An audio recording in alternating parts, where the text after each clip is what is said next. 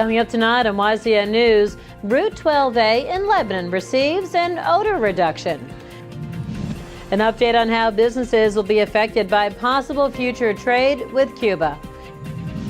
And Career Fair Day comes to Claremont, New Hampshire.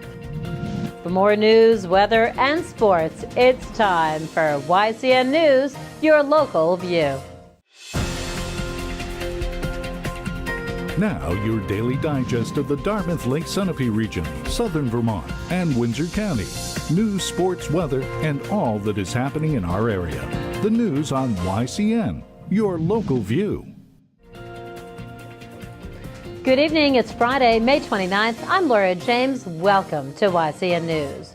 So, what do you want to be when you grow up? We all likely heard that question asked of us by grade school teachers and other adults in our young lives. Well, today in Claremont, New Hampshire, fifth graders from the city's 3 elementary schools plus Unity Elementary School got the chance to learn from professionals in many career fields how they got to where they are today.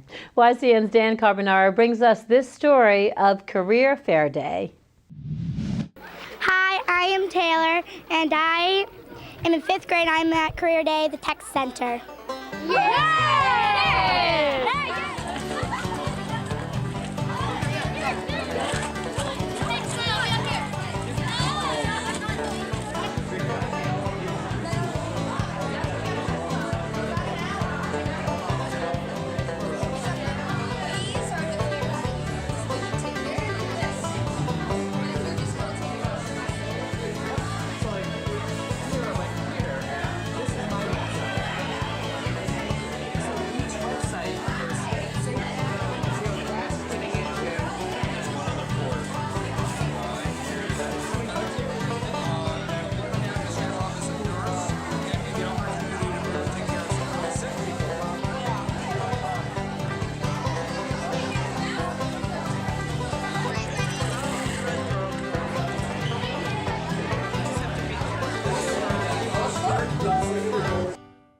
What challenges you most about your job?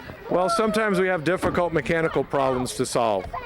And I'm not a mechanic anymore, but my staff solves those very difficult problems, a lot of electronic problems, computer related. So if you get a chance to work on automobiles, learn all about electronics. How did you learn to do your job, John? Ethan, I was a mechanic in the Army, and the Army trained me to be a helicopter mechanic. I later became an instructor for aviation mechanics, and I went to college and got an FAA license to repair airplanes. What do you like about this career? It's challenging every day. It's multifaceted too. There's not only mechanical positions, there's sales positions for new cars, there's sales positions for parts, there's office management with accounting, and I have people that sell finance and insurance. So I have a business within a business, and it's a new challenge every day. I love doing it, helping people satisfy their transportation needs. My name's Anthony. If I were to be a firefighter, what classes would I have to take? You'd have to take Firefighter 1, Firefighter 2, and an EMT class. And you can get all those through the New Hampshire Fire Academy. Okay. So, What did you have to do to get to where you are now? I had to take an EMT program. It took about 6 months. I took it in Manchester, New Hampshire, and it was a place called NHCPR. Oh, that's cool. My name's Lauren.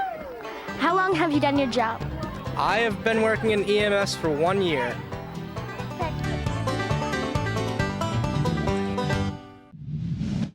Thanks so much, Dan. It looks like the adults at today's event had as much fun as the students.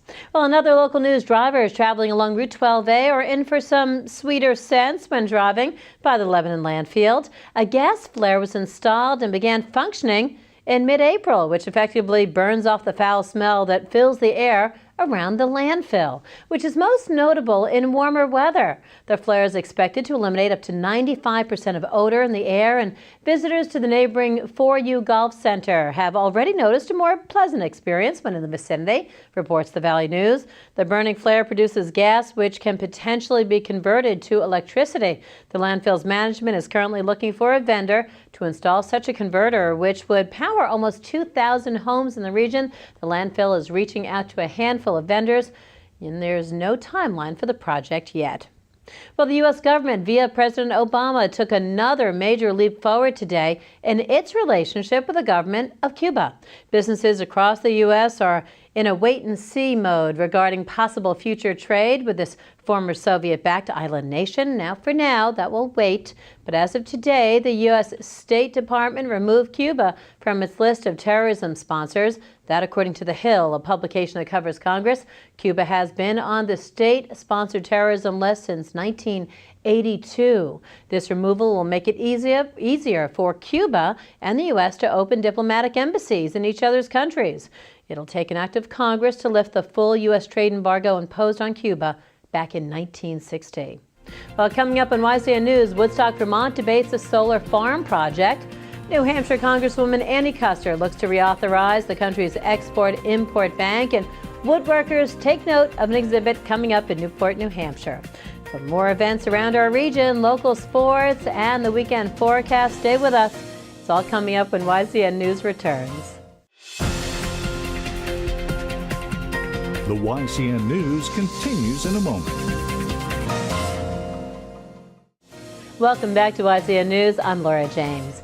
As Woodstock, Vermont looks to the sky for a bright future from solar energy, one local group is fighting a proposed solar farm project. Members of the Woodstock Cemetery Association are opposing the planned solar panel farm, saying it's too close in proximity to the Taftsville Cemetery. It's located on Route 4.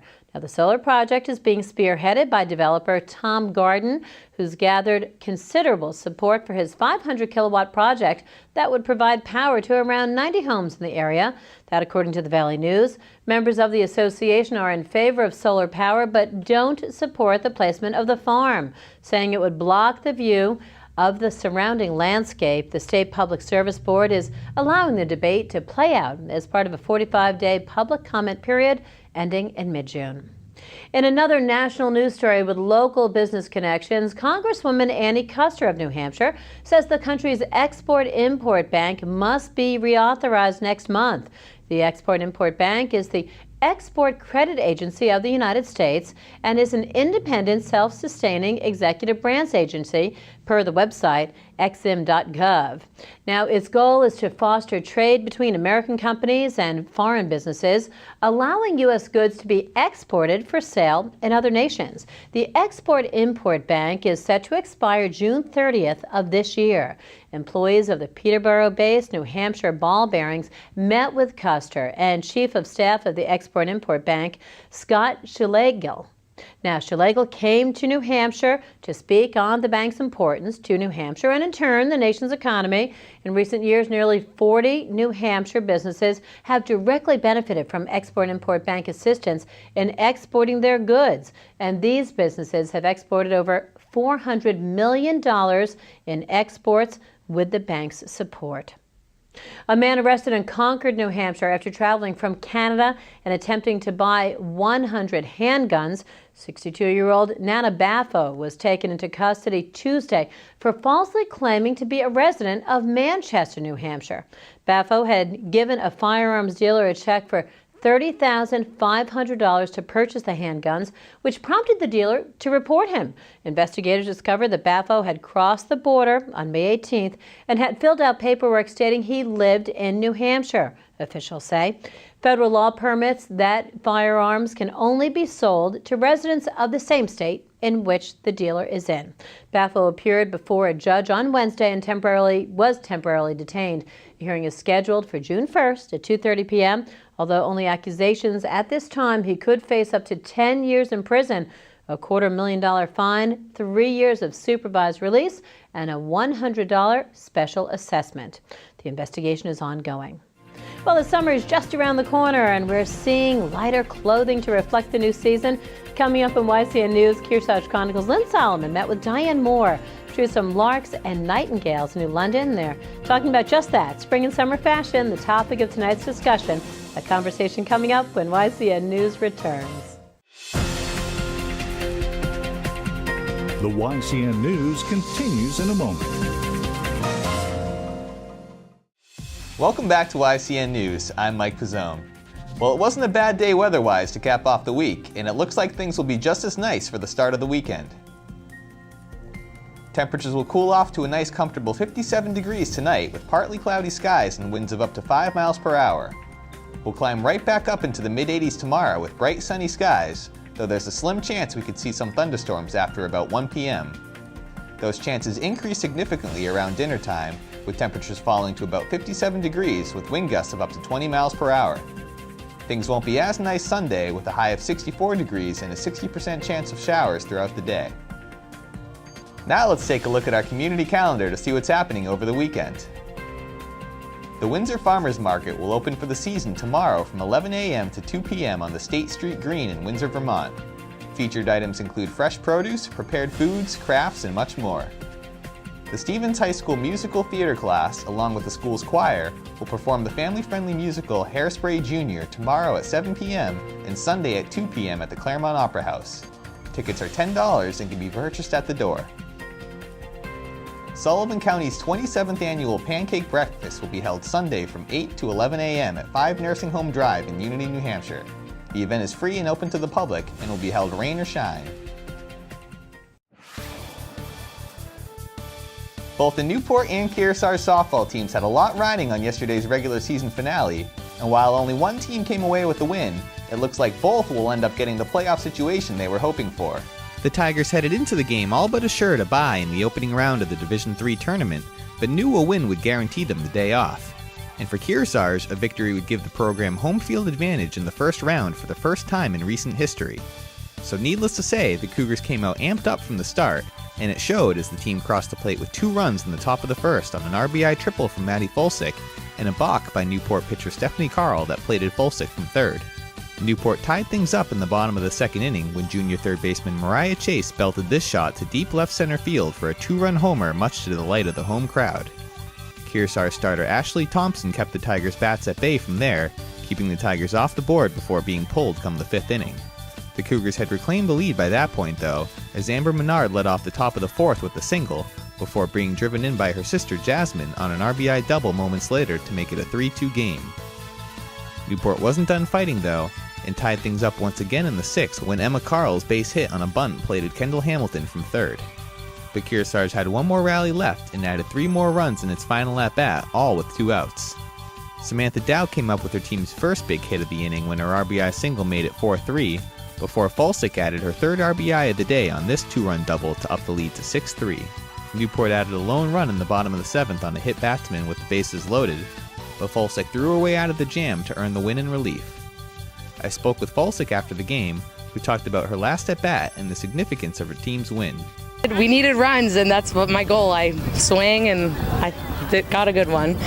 Well, winning this game, we got a home field advantage, so I think that's going to help us a lot. We just need to practice what we messed up and just get better at it. I also spoke with Kearsarge coach David Yazzie, who credited his team for fighting through the pressure of a game with such heavy implications. You know, these ladies were very hungry on this game. They wanted a chance to play at home for the first time in the playoff, and just being in the playoff situation, you know, I wanted to know how they would handle it. And you know, we talked to them a lot, saying, hey, this is the first time in Kearsarge softball that we're actually looking to a playoff game. We could actually host, you know, and the girls were all excited, and they said, hey, we have to go in and, you know, start now. You know, our playoff game could be now, just to get a home field advantage, maybe, possibly, depending on what happened tomorrow. So I think they came in, they were excited, and, you know, they showed it today. They played very well. The Cougars round out their regular season schedule at 8-8, and Newport is 11-5. Official tournament brackets will be unveiled Monday.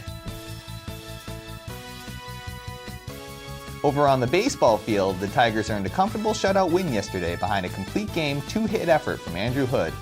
The senior finished with 9 strikeouts and walked just 1. Tanner Sherman led Newport's offense, driving in 4 runs on 4 hits. The Tigers round out their regular season schedule at 10-6, and Kearsarge is now 6-10. The teams will find out their seeds for the upcoming Division III tournament on Monday. The Sunapee softball team celebrated Senior Day with a big win over Hinsdale yesterday to wrap up their regular season at 14-2. Seniors Caitlin Trebecca, Taylor O'Mara, Haley Morin, and Anna Richardson all played well for the Lakers. Faith Larpenter earned the win from the circle, allowing just 1 hit while striking out 1 and walking 7. Sunapee is guaranteed a top seed in the upcoming Division IV tournament, and will find out its opponent on Monday.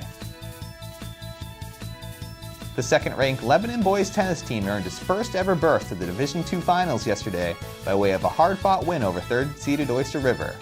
Max Reed, Taryn Campbell, Jacob Perez, and Noah Ryder each tallied wins in singles action before the Raiders went on to sweep doubles play. Lebanon will face either top-ranked Portsmouth or fifth-seeded Souhegan in the finals Monday in Bedford. That does it for YCN Sports. I'm Mike Pizzone. Lots of local sports action around the region. Thanks so much, Mike. Now up next, it's Friday. That means it's the Week News and Review. YCN News Director Lisa Cannell is joined by Capital Connections host John O'Connor. They'll have more on Bernie Sanders' presidential bid and Vermont Governor Shumlin signing a bill removing vaccine exemption. All coming up when YCN News continues. The YCN News continues in a moment.